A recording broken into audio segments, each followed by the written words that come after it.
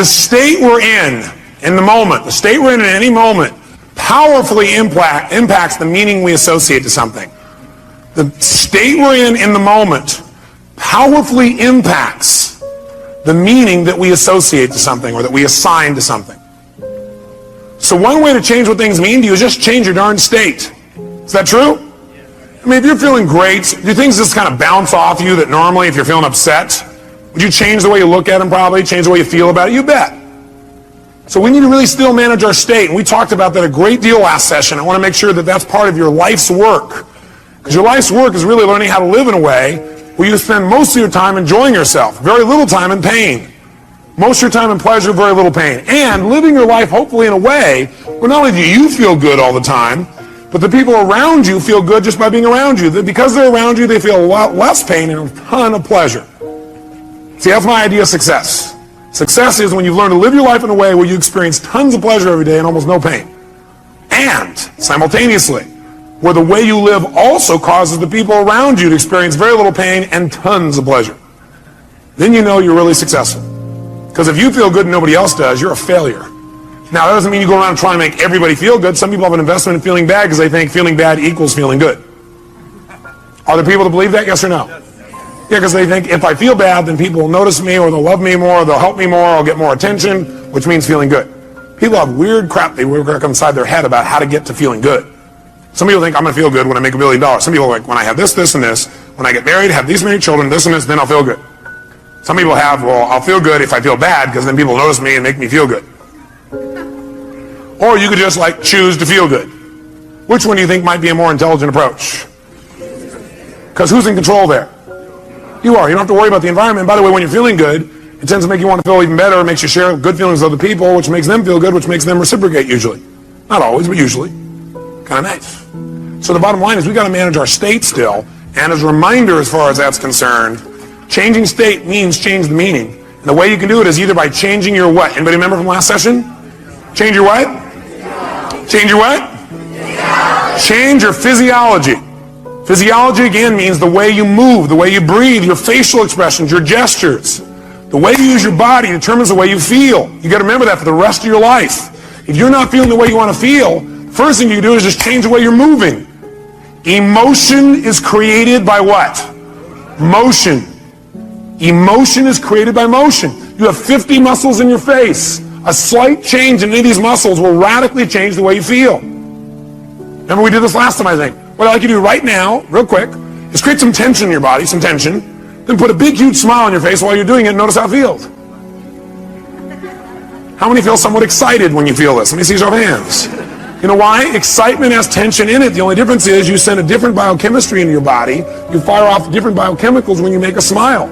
Physically, it changes. You want to get depressed? What do? Drop your shoulders, look down, breathe shallow, drool.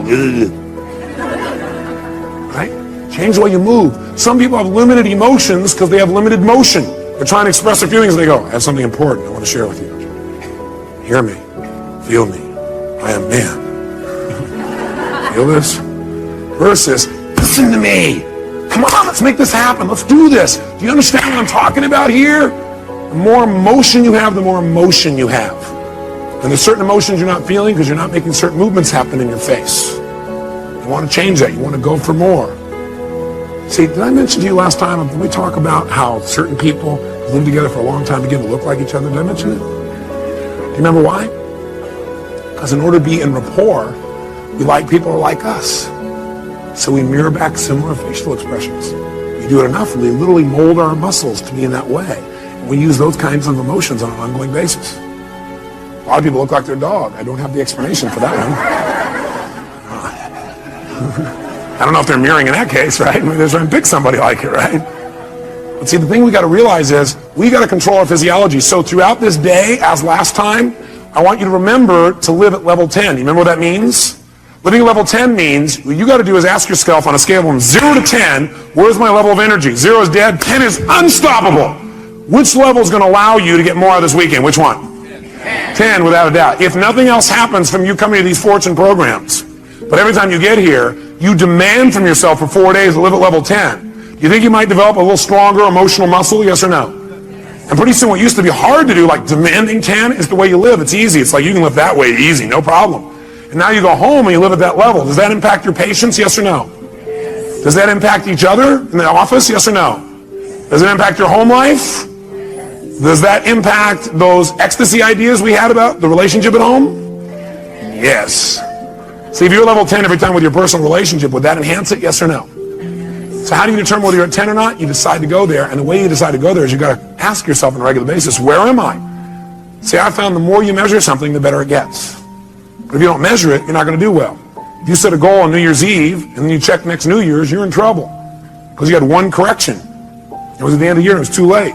Once a month, you got a better chance. Once a week, you can really have it.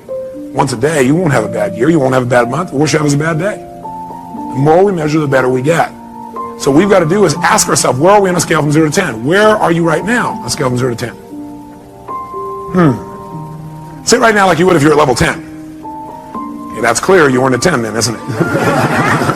Come on, sit the way you'd be at level 10. I mean, absolutely, totally energized, excited, having fun, being outrageous and playful. Sit the way you'd be sitting right now if you're at level 10. Come on.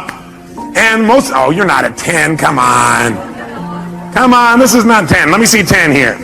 Come on, even more energy, come on. Most of you would probably have to make some noise or do something with your body to get to level 10. Come on, wake your body up. Come on, come on, come on, come on, come on. Come on, wake your body up. Come on. Come on. Come on. Now, this is level 10. Now, go to level 2. And imagine trying to learn at this pace for the next 3 days. Go back to level 10. Come on, go, go, go, go, go, go, go, go. Come on, come on, come on, come on, come on, come on, come on, come on, come on, come on. Now, I want you to commit you're not going to drop below level 8 for the rest of the weekend. Are you willing to do that? Yes or no? Yes or no? Great. Now, if it's tough to stay at level 10, you want to push yourself to level 20. So just as a reminder, stand up. Remember how we do this? We put ourselves in a yes state. All remember what that means? Good. Then what I want you to do right now is take off your jacket. You have that. Not your blouse, ma'am, just the jacket. And we're going to put ourselves in that yes state. We're going to put ourselves in that state I talked about last time. Remember I gave you a metaphor the last time we were together, a reminder. I said there's a puddle of water here in front of me, and I'm an old person. I come up to that water, what will I do? No, not just walk around it. I'll walk around it and bitch about it while I walk around it. Okay. But if I'm a kid, how do I deal with a puddle? That's right. Yes. Boom. That's the state we're going in. All those who want to do that for the weekend say, aye. If you were in that state and somebody like came along and said, yeah, how do kids deal with that? They go, would that be a healthier response than going, okay. I'm looking for new ways to hiss and get this person. Would that be more healthy, yes or no? Sure, it's more playful, it's more outrageous. Next time somebody is real bitchy, just get real bitchy back, we'll do it funny. Will that break their pattern? Yeah, you might piss them off even more. Well, at least we're moving them in some direction. So when I say now, what you're going to do is you're going to wake your body up like a little kid again. You're going to scream, wait. You're going to scream and be totally outrageous like a kid. If you weren't here before, you'll catch on quick. Then, at the peak of our being totally bizarre, weird, outrageous, playful, seductive, fun, adventurous, and outrageous again, what we're going to do at the peak of that is we're going to go and we're going to clap our hands and say the word yes right at that moment. And when you clap your hands and say yes at that moment, your job is to create more energy, more excitement, more outrageousness than the moment before. We'll do it faster and faster. At the end, we'll do the world clap. But what I want you to do is go to level 20 on this. On a scale from 0 to 10, you're going to go to level 20. You go, that's impossible. That's why we're going to do it. Because also, once you've been to level 20, level 10 feels like you're relaxing by contrast. Okay, first let's just try the word yes strongly and notice how it feels again. Ready? Yes! Say it again stronger. Yes! Oh, even stronger. Yes! One more time. Yes! That feel pretty good? Yes! Okay, good. Now, let's put it all together. Be a little kid again, be outrageous, create some energy, come on.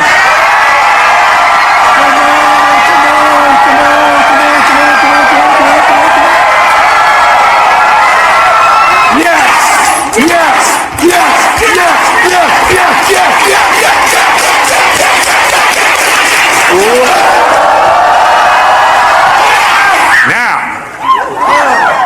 how many of you are now at level 3?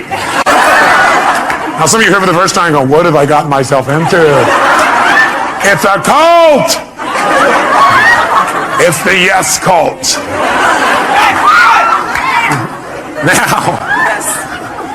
Now, how do you get a muscle? You push yourself beyond what's comfortable and you do it consistently. And that creates growth. So we're going to do it again. You know, I barely survived the first one. Let's try it again. Ready? Wake your body up. You outrageous. Come on. Yes! Yes! Yes! Yes! Yes! Yes!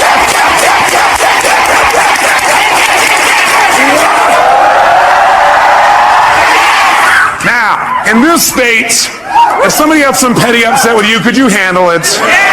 Great. Then get a bouncing hug from the person next to you and grab a seat.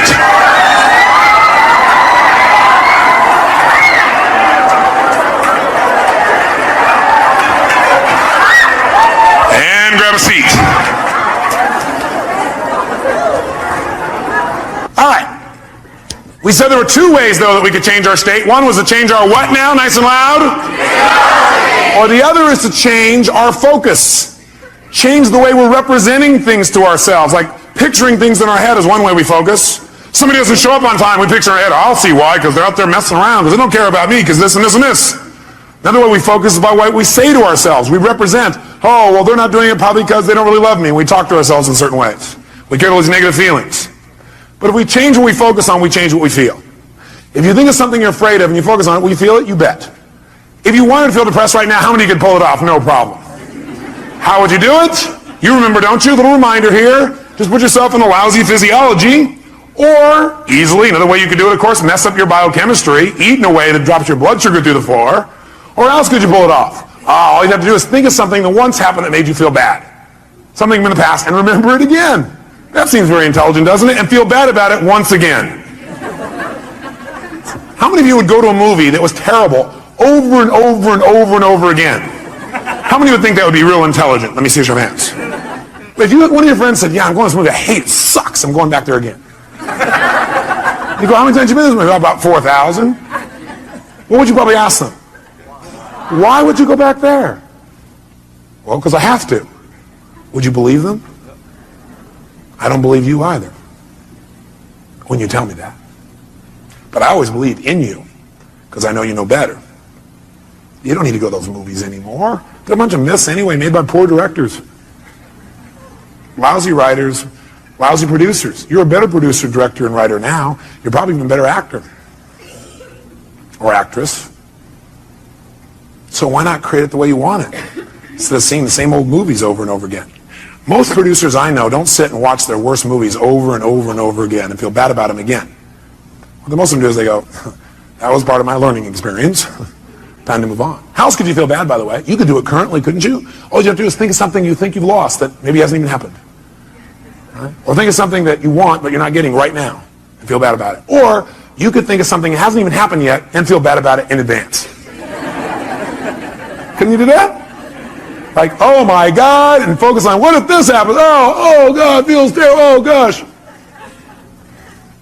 Remember, a coward dies 1,000 deaths. A courageous man or woman only once.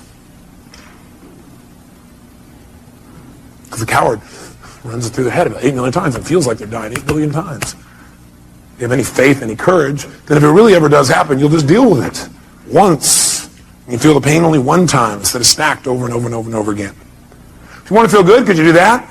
Sure. Would a producer go back to some of their best movies and see them again, do you think? Yes or no?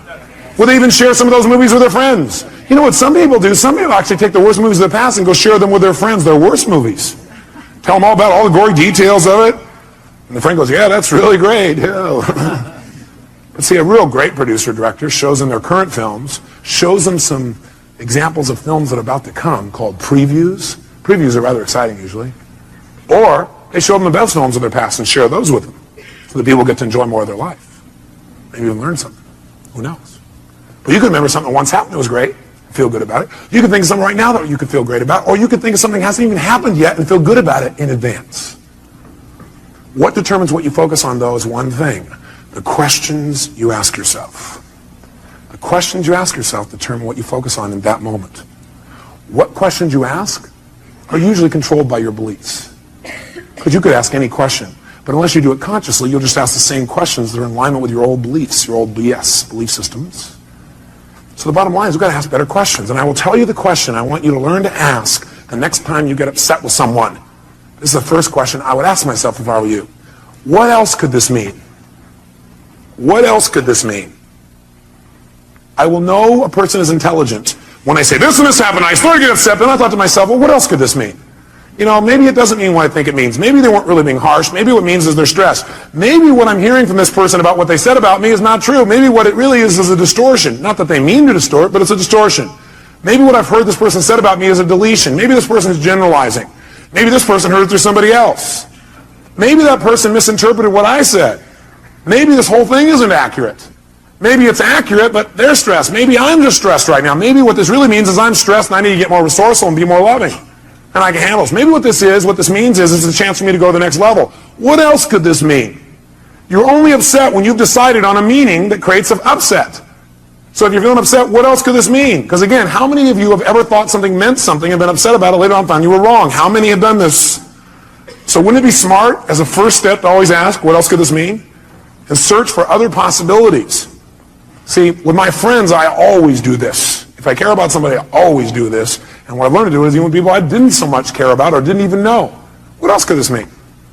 See, that makes your whole life open up and expand. See, once you think you know what everything means, you're in deep trouble. Because when you're a kid, you know what happened? You used to have this big giant doorway.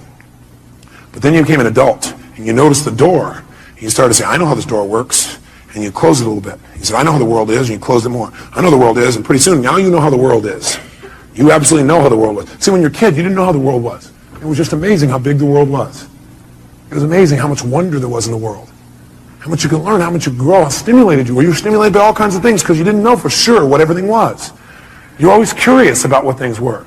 But as an adult, you now know what everything is. And if it doesn't fit in there, it's wrong. We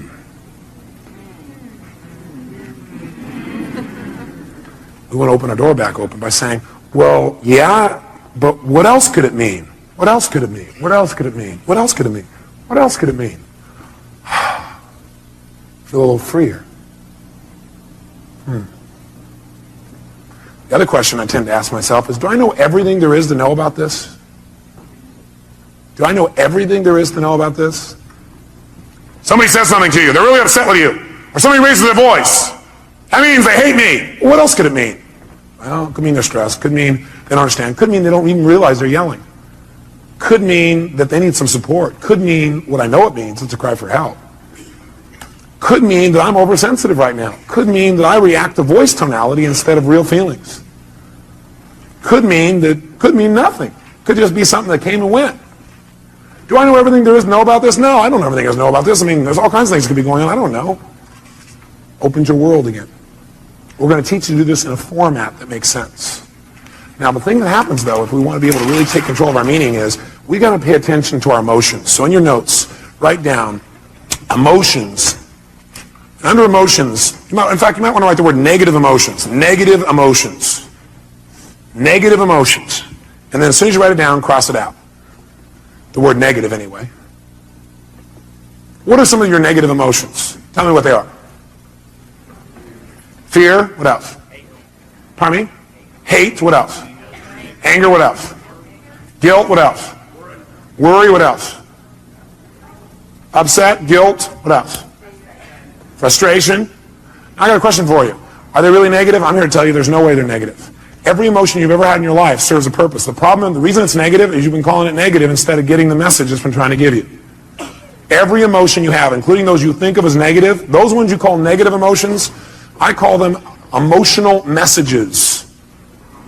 I also call them calls to action. All those negative emotions, as you used to label them, are really a call to action. Fear is a call to action. By the way, do you feel that call to action in your body when you're afraid? Yes or no? Does your adrenaline start pumping? Your whole system start gearing up? Emotions are a call to action. And the call to action says one of two things has to happen in that call to action. It's a message. Every emotion is a message. A call to action. And the action of the message it's trying to give you is that you need to change either, number one, your perception of this, or number two, your current actions. Every negative emotion you've ever felt is not negative. Now, you may be overusing them, I'll agree with you. You may be indulging in them, I agree with you. You may not be getting the message from them. What's making it negative is you're not getting the message it's trying to give you. But every emotion, fear, frustration, hate, anger, guilt, All of those emotions are here to serve you if you get quick the message. But what most of us do is we just indulge in the emotion. So we never get the message, and that's why it's negative, because it starts screwing up your body, because what it is a signal to act, and you're not acting. That's why you feel sick to your stomach. You're not acting. You just keep on indulging emotion, not hearing the message. So the message is always, you must change something. Negative emotions are saying you got to change something. Either change the way you're perceiving this, change the meaning you link to this, change your perception, change your focus, or change your actions. Change what you're doing because it isn't working. That's why you're having that emotion.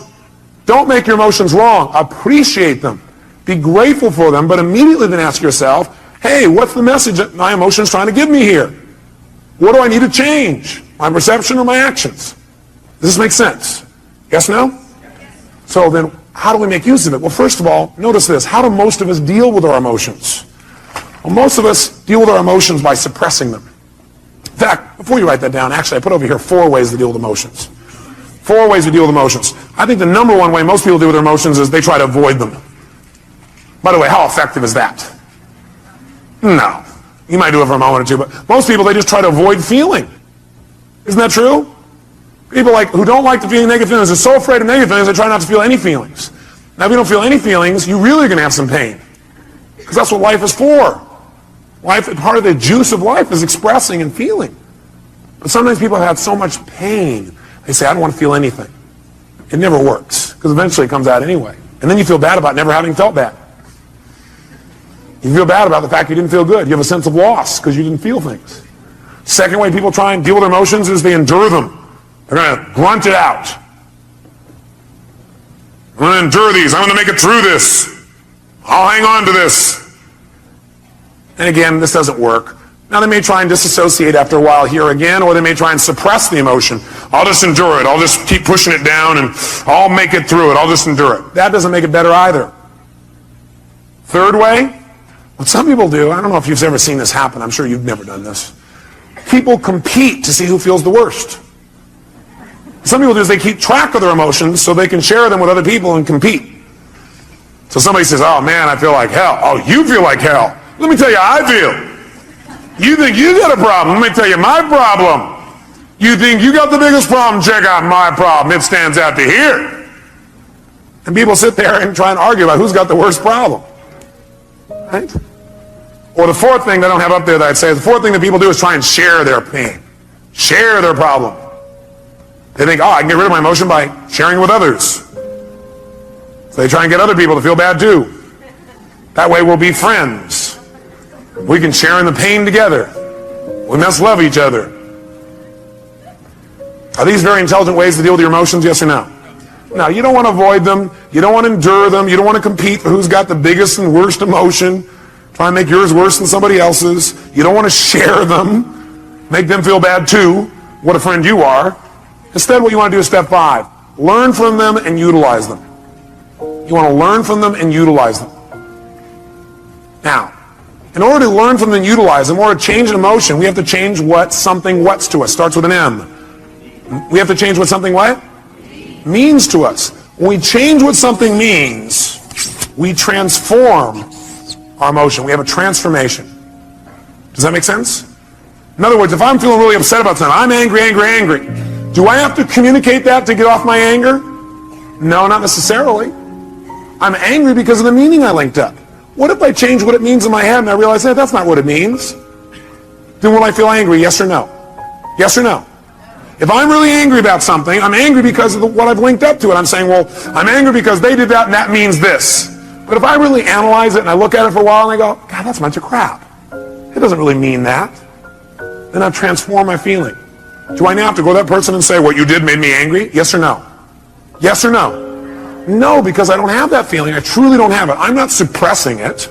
I've transformed it.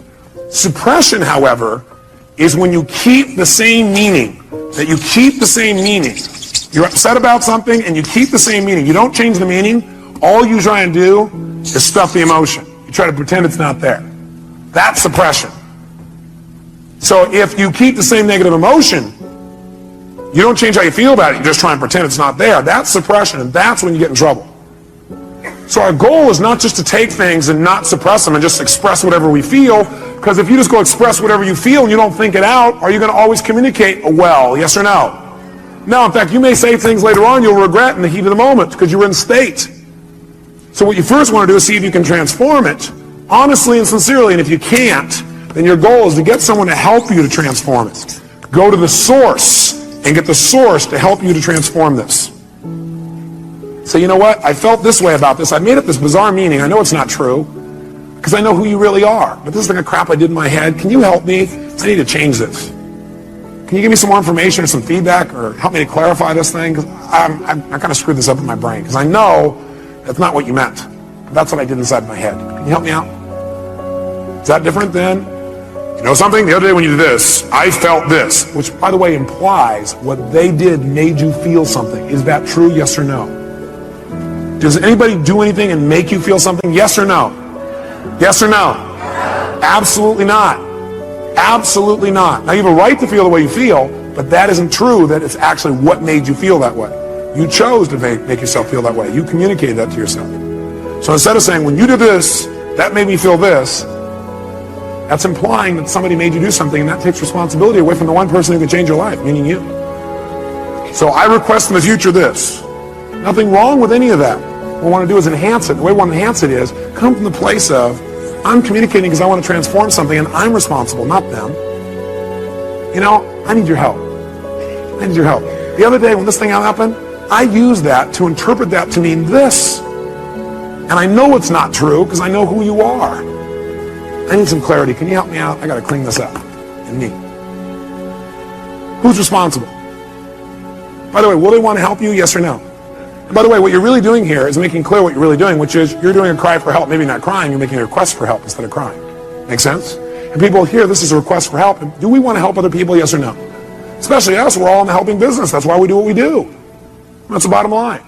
So we're going to develop a format like this where we don't suppress, but we don't just express. Because you know what happens? If you just go out there and whatever you feel you express, what you really do is you vent. And then you make it right.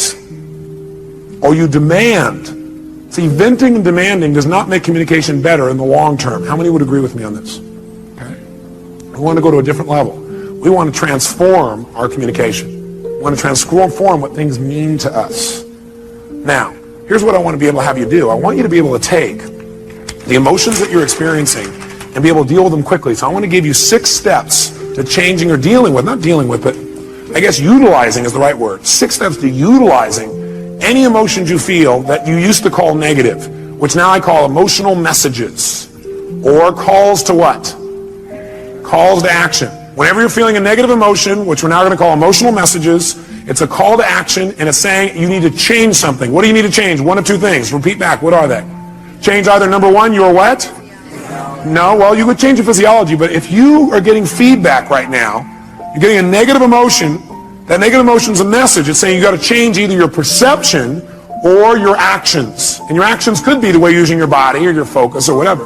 Change your perception or your actions. Now here's what happens when you get a negative emotion or now an emotional message. Number 1, you want to identify what the emotion is. So you're starting to feel negative things. You want to identify what is the emotion. Now when you identify the emotion, what the emotion is, like you're really upset. Ask yourself, well, what am I really feeling? Underneath this, you might write down the question, what am I really feeling? What am I really feeling?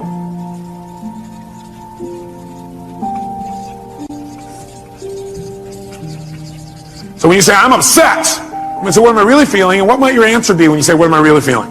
I'm upset with this person. What am I really feeling? I might be feeling hurt. Does that change how you feel in that moment as you identify that? Yes or no? Yes. And when you say, what am I really feeling? You might put a little note in your notes. Use some TV. Use some TV when you come up with your label. Transformational what? Vocabulary. So instead of saying, I'm destroyed, I'm devastated, I'm humiliated, you might say, I'm feeling a little bit hurt. Use TV and use what I call softeners. Softeners are the words like a little bit. So softeners and TV. Here's the second key. Once you've identified what it is, and by the way, usually it's going to be, I have a sense of hurt or a sense of loss. Almost all emotions will probably come down to that in most cases. Is that true? In most cases, not all. Second thing you do, acknowledge and appreciate the message it has for you. Don't deny your emotions. Don't avoid your emotions. Don't suppress your emotions. Don't make them wrong. Don't share them. Start by identifying what they really are and then acknowledge and appreciate the message it has for you. In other words, acknowledge, hey, this is a real emotion. I'm glad I'm having it. It's going to have a great message for me. Then go to step 3. Get incredibly curious. Get incredibly curious as to what it has to offer you, as to what the message is. Get incredibly curious as to what the message is. Underneath this one, number 3, as you get incredibly curious as to what the message is, write down the question. What is the real message this emotion is giving me? What is the real message this emotion is trying to give me? What is the real message this emotion is trying to give me? I'll offer you some ways to do this. Let's do all 6 though so you know where we're going. Step 4. Okay, the question on 3, some of you are still there. Question number 3 is, what is the message this emotion is trying to give me? What's the real message? Number 4, get yourself to feel reassured that you can deal with this emotion. Get yourself to feel reassured that you can deal with this emotion. See, a lot of times the stress is, oh my God, how am I going to deal with this? So get yourself reassured you can deal with emotion. And the way you do that is, remember a time when you've dealt with this emotion successfully in the past. Remember a time when you've dealt with this emotion successfully in the past. So if all of a sudden you start to feel depressed, that's a pretty negative feeling. I, first of all, wouldn't call it depression. I'd say a little bit down. But the first thing you do is you go, okay, I'm feeling this terrible feeling. I start to feel depressed. Well, what am I really feeling? Well, I'm really just feeling a little bit down. Okay, great. You know what? That's great. I appreciate it. That's a message. I need to get curious. What is that message? What's the message this thing's trying to give me? And what depression's message usually is, by the way, is you need to reset your priorities. That you don't feel like you're in control. That you got too many things going at once. You feel out of control when you're depressed. So what you have to do is set some priorities and go do the first one on your list. That's what the message is telling you. You feel out of control. The way to get in control, reset your priorities and go do one thing and complete it. The minute you do, your self-esteem will go right back up. So that's a message.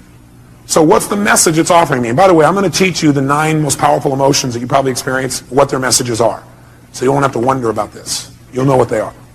Step 4, get yourself to feel reassured by remembering times when you dealt with this in the past. Have you ever felt a little bit down before, what you used to call depressed? How many have ever felt that way in the past? Let me see your hands. How many have dealt with it? Let me see your hands. Great. If you remember that, 2 things happen. You're going to feel reassured you can deal with it, plus you're going to remember how you did it, which means you can use what you did in the past to change it right now. Why wait? Most of us forget the best parts of our past, which is how we dealt with things and turned them around. We just remember the negative feelings. That's kind of weird.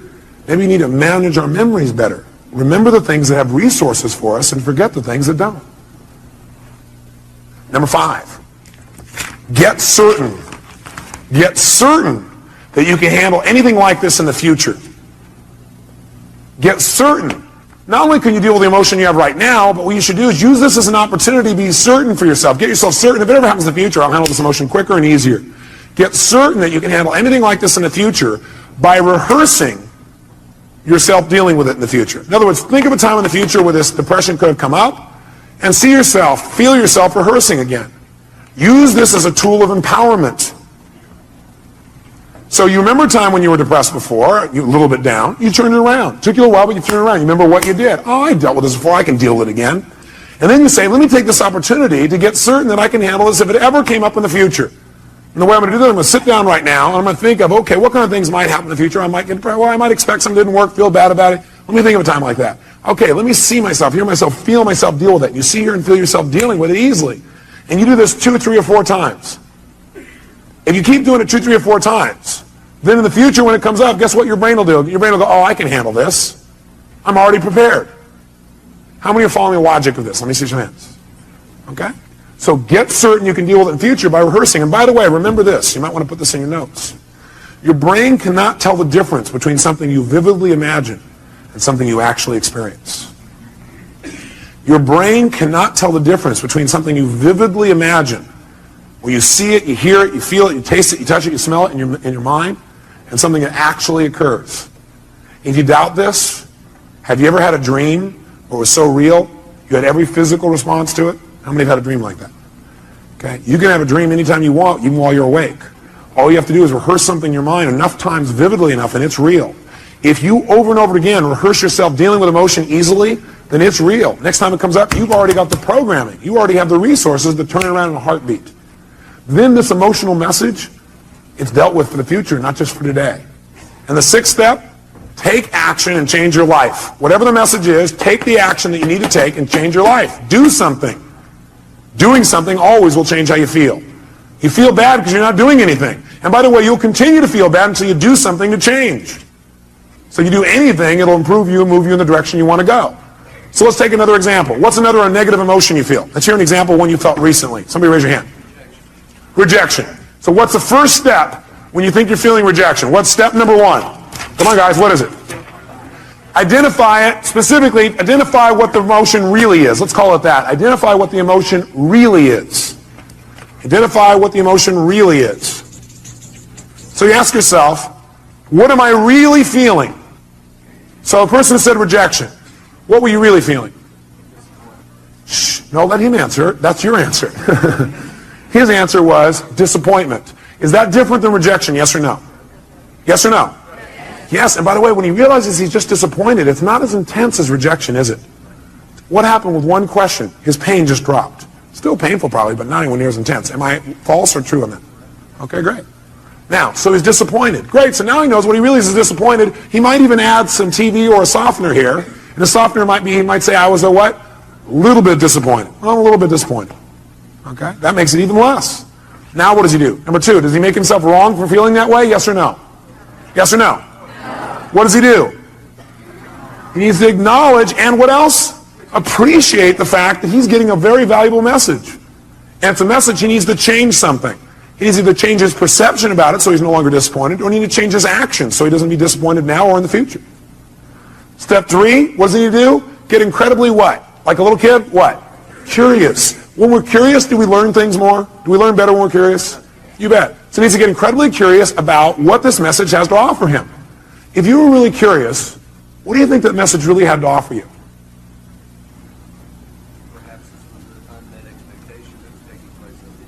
Perhaps this was just an unmet expectation that was taking place up here and it wasn't even reality. What's happening to his level of emotional intensity right now? How many see that it's dropping? Can you see that? Okay, it's dropping right now. You go, great. Can you remember a time? Next step is get himself what? What? Great. And the way to do that is get him to what? Remember a time when he's dealt with it. Have you ever been disappointed before and dealt with it? Can you remember a specific time? Can you turn it around, made it good? Can you remember a specific one? Think for a moment, a time when you turned around and you made it great. You actually took it, made it to your advantage. Remember a time like that? How'd that feel? So you know how to deal with this, don't you? Well, I got a question for you. What did you do back then that changed it? He redefined the terms he was going to use. He changed his perception or his rules. Great. How'd that feel when you resolved it? So great. So when he goes to reassure this, two things happen in the reassurance. One is he sees he can deal with it. He sees and feels he can deal with this easily. And number two, he sees how. And number three, he remembers how good it feels to relieve himself from the feeling. So he remembers how good it feels to get rid of it. Which, by the way, makes him want to get rid of it right now. And what's the last two steps? Step number 5. What do we want to make sure? We want to make sure he doesn't just not feel bad about it anymore now, but we want to make sure his future's better. We want to get him what? Get what?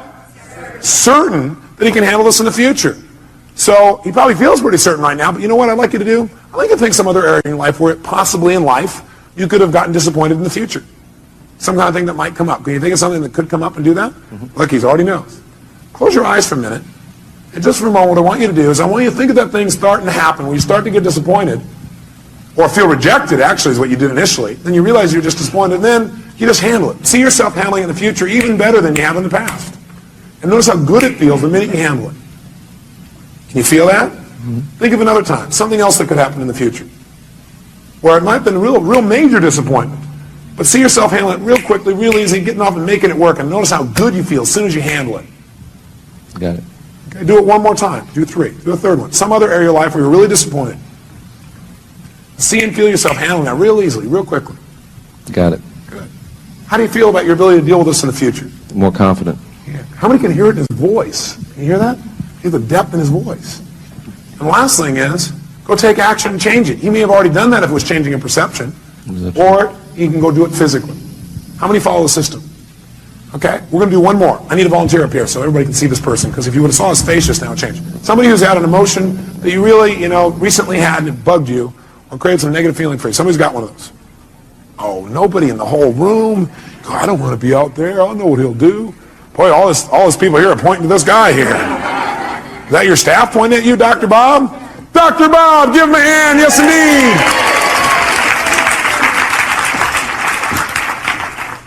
Great. Here you go, sir. He's going to reward you guys for this later. He probably will, actually. That's right. Dr. Bob, what's a negative message, a negative feeling that you've had recently that you'd like to change, you really are committed to changing?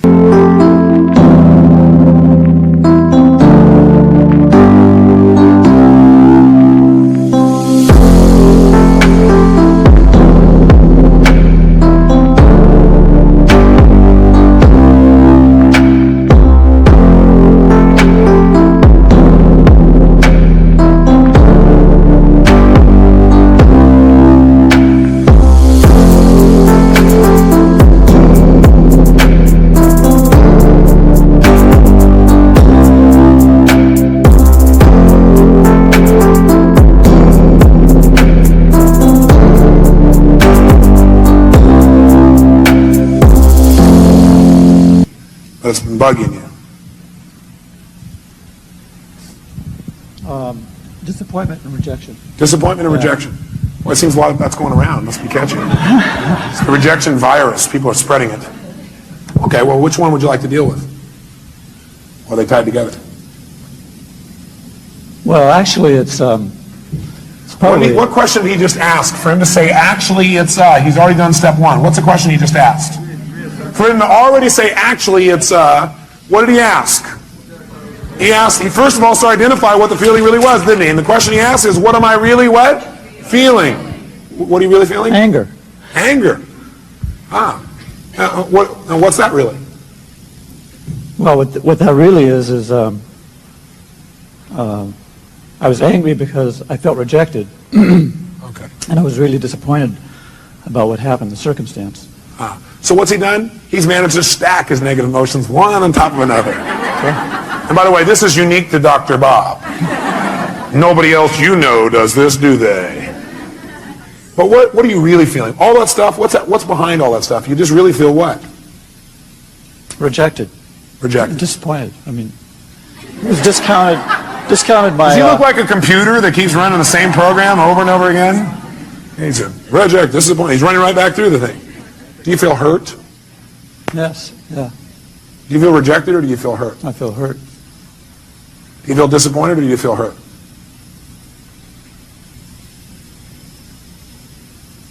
Or do you feel a sense of loss? A sense of loss. Do you feel rejected or do you feel a sense of loss? Sense of loss. Do you feel angry or do you feel a sense of loss? Sense of loss. Do you feel hurt or do you feel a sense of loss? Loss. What does it always come down to? Loss. Now we can call it whatever we want. Okay? So he's identified it. So, next question is, what do we want him to do?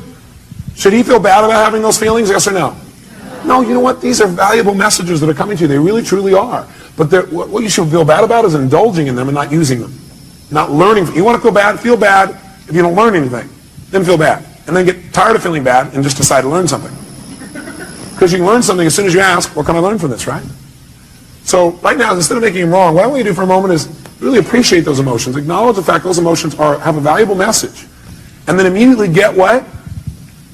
Like a kid, get what? Curious. Get curious for a second as to what those messages really are. What can you really learn from that? What is that message really offering you?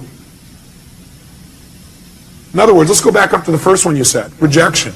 All right, being rejected or disappointed. What is that motion of rejection trying to tell you?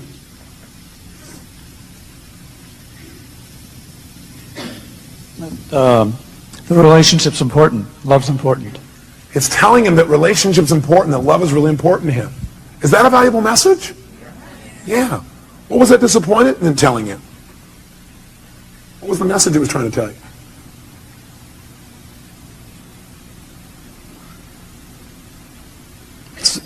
Now, a person may say, I don't know. If you did know and it had a positive message, it's always telling you to change something. It's telling you to change your perception about something, or it's telling you to change your actions. So what is that emotion of disappointment telling you? To change what? What do you need to change? How I love. How he loves. Very interesting. In what way do you need to change how you love? How it's communicated, or shown. How it's communicated and shown. How do you need to communicate and show your love more effectively?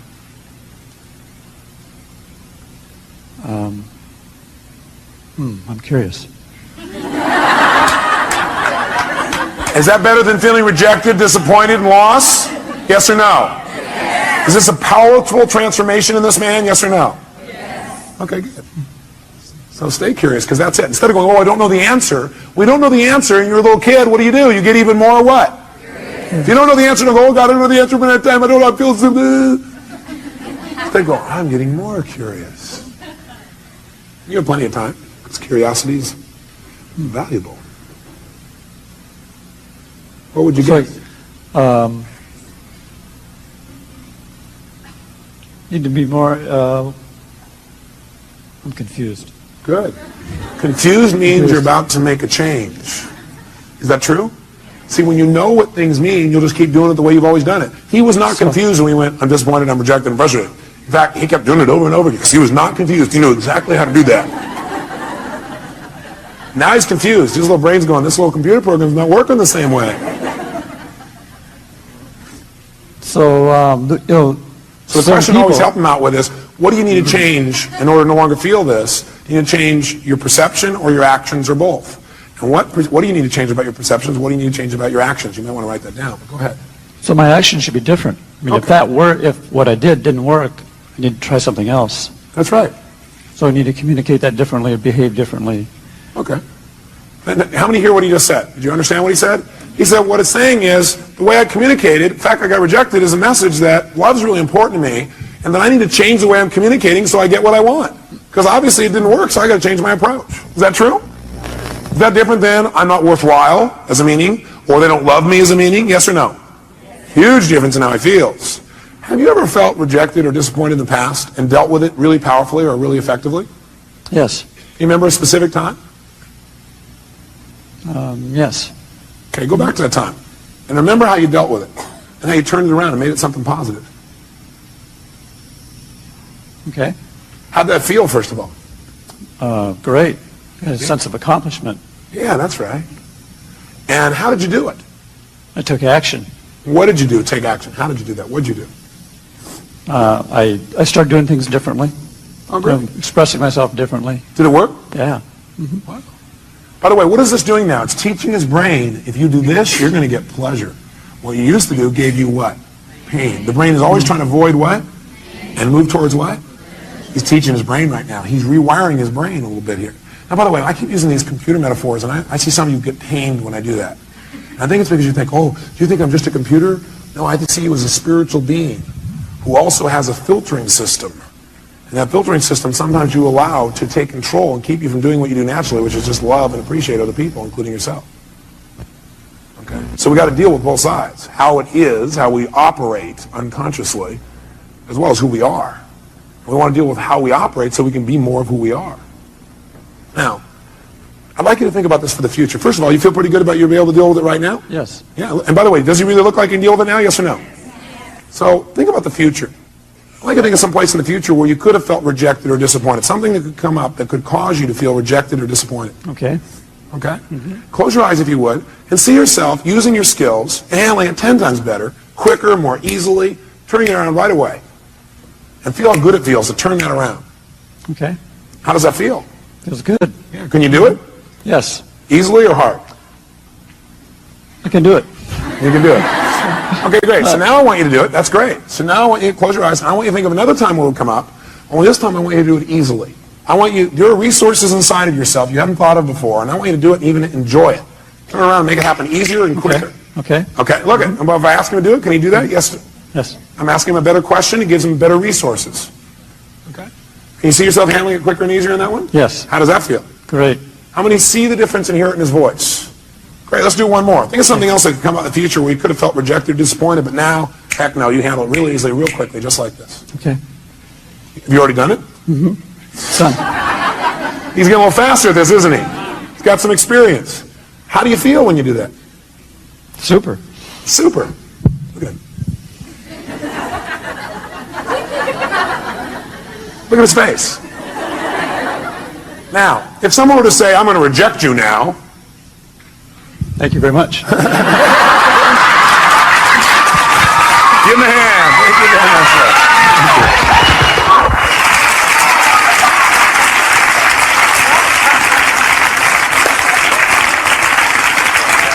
So, I want you to try this. Let me help you another step. Would it be useful instead of you saying, well, none of you are inside here trying to search around going, what does this emotion mean? I don't know what it means. Let me give you 9 emotions and what they usually mean. Okay, would that be helpful? Great. Sit up in your chair with some energy then. Put yourself in a peak state. And let's take a look at what 9 of these emotions, or 8 or 7, or whatever I put up here are. Number 1, fear. So if you're feeling fear, what does that mean usually? What's the message? The message always is that you need to change something. Is that true? Yes or no? So every negative emotion means I've got to what? I've got to what? Change something. Either my perception or what I'm doing. Fear means that you got to prepare for something. You're afraid because your brain's saying messages, prepare. Change what you're doing and get more prepared. Prepare for something that's going to happen so you're better prepared for it physically. Now sometimes we just indulge in the emotion and we stay in the fear and we really are prepared. For example, let's say you're going to get up to speak in front of a group and you're prepared but you still have fear.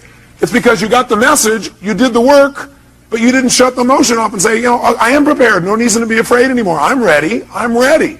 You never told your brain, it's okay, you don't have to give me the message anymore, I've done my work. Okay? So it's saying you need to prepare for something. Maybe it's a physical challenge. Maybe it's preparing for some loss that may be coming up. Something's about to come up and you need to be prepared for it. Okay? Just get prepared. But once you get prepared, get off it. Let your brain know, okay, I am prepared. Move on. Focus on what you want now. What's hurt? Hurt usually is telling you an expectation you had has not been met. It's just telling you, hey, you have this expectation, it's not met. So what should you do when you have an expectation that's not met? You should focus on what you do want now. Write down your notes. Focus on what you do want now. Don't keep focusing on why you're disappointed or how somebody disappointed you or how you feel so hurt by them. Okay? An expectation wasn't met and you need to change your approach. Focus on it. Or it means you need to change your communication. Hurt means you expected someone to treat you a certain way and they didn't treat you that way. So you need to change your communication. You need to come to them and say, you know, I need your help. You know, when you communicate that way, in the past I've interpreted that to mean you didn't care. I know you care because I know how much you love me and I love you. But you know, could you help me out this way? What does it really mean to you when you do that? And then listen. Say, you know, in the future, I really appreciate it.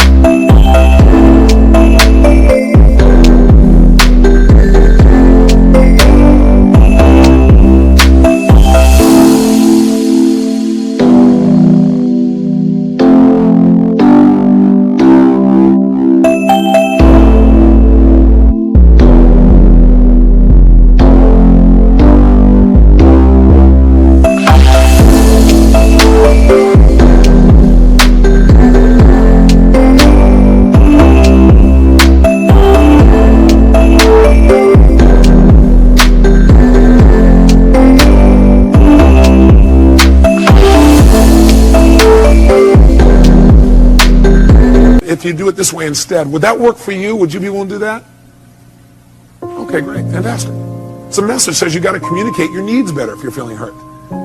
Hurt means I need to communicate my needs better. Or hurt also means I need to meet someone else's needs. So you feel hurt because you need to meet their needs. That's why they didn't meet yours. Either you're not meeting their needs or you're not communicating how to have your needs be met. Or you have an expectation, you need to move on. This is not going to work out, so focus on what will. Third, anger. Anger is a message that says you have a major rule that's been violated. When you're angry, you have a rule that's been violated. We all have rules about how things must be and how they should be. And boy, some rules, if somebody violates some of our rules, man, we really get angry, don't we? By the way, you may also be angry because you violated your own rules. Is that true? Yeah, you're not doing what you believe you must do, and then you get angry with yourself. Sometimes we get angry with ourselves, we spread that out towards somebody else, find somebody to lay blame on. 4, frustration. Frustration is a message that what you're doing isn't working, and that you need to what? Change. If you're frustrated, it means you still can succeed, but you got to change. You're frustrated, it says, God, something's here and you know you could succeed, and you're frustrated because what you're doing isn't working. Change and you can still get what you want. Flex. Disappointment. Disappointment's a message, again, you expected something to happen, it's not going to. So immediately focus on what you want now. Focus on what you want now. It's a message that you have to get off it. You need to let go of something and move on and focus on what you want now. Guilt. Guilt is a powerful emotion if it's not abused and overused and indulged in. Any of these emotions are lousy if you indulge in them. Would you agree with me on that? Sit there and indulge in your fear and your hurt and your anger. Indulging means you keep focusing on the feeling instead of getting the message and moving on and learning. Guilt, though, can be valuable. It's telling you you have violated one of your own standards, and you need to do something immediately to be certain you won't do this again. You're having that pain of guilt because your brain is saying you just violated one of your most important standards of your life. You violated one of your own values. And you're going to keep getting this pain until you make yourself certain you're not going to do this again. You know what some people do? They just keep going back and feeling guilty about what they did in the past. The message is saying, get clear you broke your own rules and commit no matter what, you're not going to do it again. Make it clear, be certain you're not going to do it again, and your guilt will go away like that. Because that's the purpose of guilt, to make sure you don't violate your standards and make sure you do it well in the future. Could your standards be unreasonable? You bet. There's a woman in this room I heard about it was feeling guilty because last night she came here and she wasn't with her kids on Halloween. Oh my God. Can you believe that? Let's all look at that person. I don't know where they are. Let's pretend we can see them and give them dirty looks. How dare you? Come on, return the person. How dare you? Now, you know something's funny? We all have rules. Are rules always fair, yes or no? No. Sometimes we have totally unreasonable rules. Like in order to be successful, we have to change the entire world tomorrow, have everybody happy all the time, have everybody love us at every moment, have our kids be thrilled, make $8 billion a year, right? It's been pretty hard to meet that rule. So sometimes the feedback you're getting about frustration or disappointment is, sometimes it's saying, you got totally unfair rules for yourself. Sometimes when you're angry, you may be saying, your rules are too stringent for other people. Maybe you need to remember about those people with quintuplets. Have a few less rules. You have a lot less anger. Does that make sense? 7, if you feel overwhelmed, helpless, or depressed. Overwhelmed, helpless, or depressed, that's a message. And the message that your brain is giving you is, you're over-chunked. What people usually say is, oh man, there's too much, I got to change everything in my life. You can't change everything in your life at one time. Do it a step at a time. Where do you start? Where you are. Sit down and reprioritize. Overwhelm or depressed says, sit down and prioritize. That is, just write a list of what's most important for you to do. What could you do right away to start feeling better? What could I do right away to start feeling better? What could I do to take control right away? It won't solve it all. What could you do? Make a list in order. And then go do the first one. Take action. This is saying, overwhelm is saying, you got to stop trying to do everything at once. You need to make a list of what you need to do and do one thing well. As soon as you do that one thing well, you'll feel like you're in control of your life. You keep one commitment to yourself, and all of a sudden you feel good again. You start feeling like you're in control. You don't feel depressed anymore. How many buy this theory? I tell you, if you do it, it'll work. Feeling alone. All that is a message that you need to connect with people. You need to change the way you're doing it. Right now, you're perceiving you're alone. Change what your perception is. You need to change your action. Go out and meet somebody. Go out and talk to somebody. Go out and initiate. Go out and be more loving. Right? So if you're feeling alone, it means, hey, go out. It means you need to connect with another human being. And 9, if you feel inadequate, that's a message that you need to change your standards because you're being unfair to yourself. Or get committed in mastering this area. Change your standards. Some people they feel inadequate unless they're perfect at something the day they started.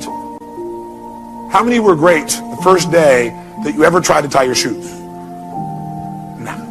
How many of you are confident in tying your shoes now? Can I see your hands? How many are real confident? No. How many feel like, man, you can flat out tie your shoes, no problem? Let me see if hands here. No problem. Why? That's right, because you do it all the time. So you do anything you do over and over again, you get good at. If you're feeling inadequate, it may be because your standard is you're trying to be perfect the first time. You're not going to be perfect the first time. How dumb. Okay? Does this list help you? Yes or no?